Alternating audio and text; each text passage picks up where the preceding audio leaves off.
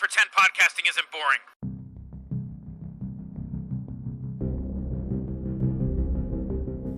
Hello and welcome to Juan Around. We have an episode of Tales from the Newsroom, stories based on real experiences and published articles during my time as a journalist. Now, we have the story Narco Christmas. Enjoy it.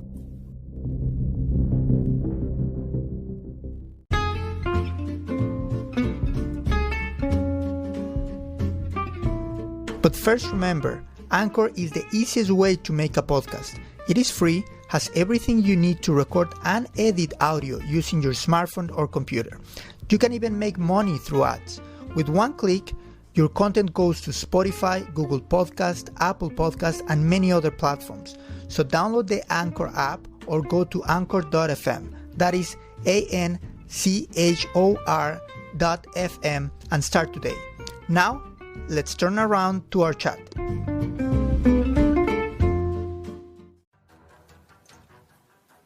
I remember it was a Monday. I remember it because I opened a new bottle of Daniels, which used to happen basically every first day of the week. The year was 2011, so working as a journalist was a little bit more than checking Twitter. Besides, our phones were shitty pieces of plastic with one or two functions and no more. One of such functions was, believe it or not, receiving calls. So my photographer called me about a new muertito, another dead found almost outside of the city. I just thought to myself, damn, 7 a.m. Fuck you, Sergio. But then again, dead cells. The location of the news was not far from my apartment, so it wasn't that bad. Particularly since I was living in a very tiny town called Alfredo Bonfil, even further from the city. A place just full of drug dealers, but the prices were good. I lighted a Delicado, my perfect Mexican cigarette brand. I drank half of the glass of Daniels, and I changed my clothes. No time for a shower. I said goodbye to my girlfriend with a kiss on her lips. Her beautiful lips full of sweet lies, but sweet nonetheless, I guess. I washed it up with a sip of Daniels, thinking that too much sweetness is not good for my line of work. Then, I got on my motorcycle, that old rusty vehicle that I bought for less than $300, and I head to the place. Rinconada de las Chachalacas, my photographer explained to me. In the region 309 of Cancun, the Siento Miedo regions, or I am afraid regions, as locals used to call them back then. And yes, they were scary. When I arrived, the police was already there. Probably they knew what happened way before anybody else. They always knew the lowest level of our security system, but the most informed. Probably because they always receive a piece of the pie. In this corrupt country, everybody gets a piece. They told me they were informed by an anonymous source.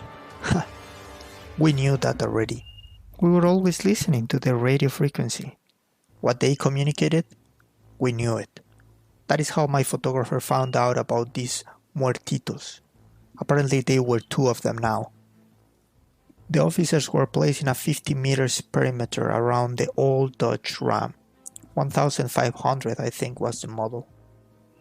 The color of the truck was a weird metallic green that from a certain angle was closer to blue. The crime scene tape with the word danger, danger, danger surrounded the vehicle. I got off my bike and I lit another cigarette. Other reporters were there too, always chasing the dead, always moving, always close. The truck was parked in a green area facing the Colosio Boulevard. When they were ready to extract the bodies, the Marines established an even closer perimeter around the crime scene investigation team. The first body came out.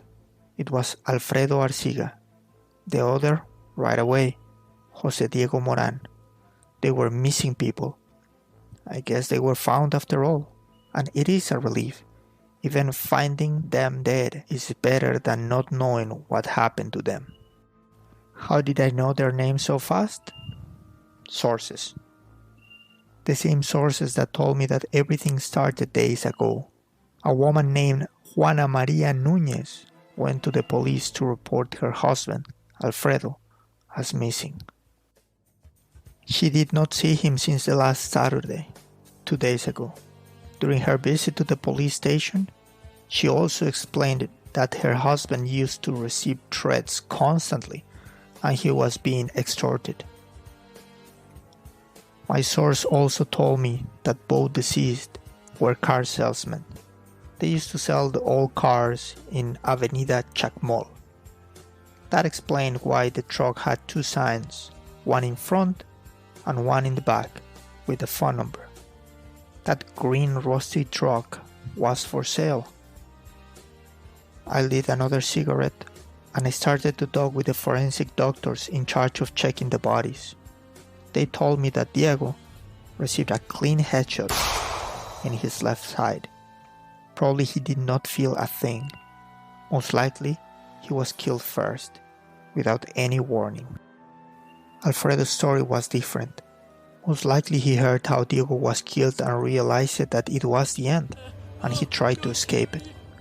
His body had two shots, one in his right hand, probably received when he was trying to avoid being shot, and a second one close to his right ear. This one ended his life. But in these matters, you can never be sure. Maybe the killer just shot him in the hand just for fun, or to send a message or a warning. You just cannot be sure. Both were killed on the spot, that's for sure. The crime scene investigators found 3 spent shells, all of them caliber 38, which points out to a single killer. It has been almost 11 years since I received that call, and still, I'm almost sure that the case 5475-2011 remains open and without any arrest for the murders. And things are not getting any better. Around 100 people are killed in Mexico every single day. So no, things are not getting any better. You know, working as a journalist, I never felt a thing when seeing the bodies, or the body parts. That was never disturbing for me. If anything, what makes me remember this case the most is the setting.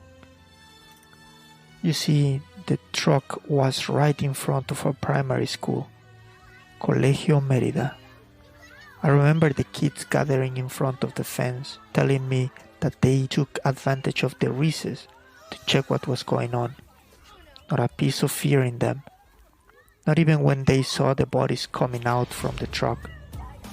Not even when they saw the cardboard that was on top of the bodies with the message, "For being extortionists and rats. Merry Christmas. Ho, ho, ho."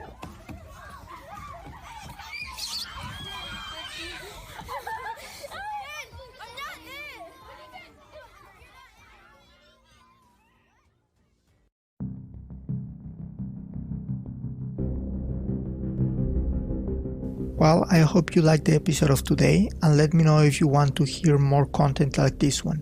Please leave any question you have about any episode or topic and I will get back to you as soon as possible. For more interviews, analysis and stories, subscribe to my podcast. You can listen to it on all platforms including Spotify, Google and Apple Podcast, and of course Anchor. Watch videos about my travels on my YouTube channel and follow me on Facebook, Instagram and Twitter, in all of them as Juan Around. You can also support me on my Patreon and buy me a coffee accounts, both as Juan Around. All links on the description. Like, share and subscribe, and see you around.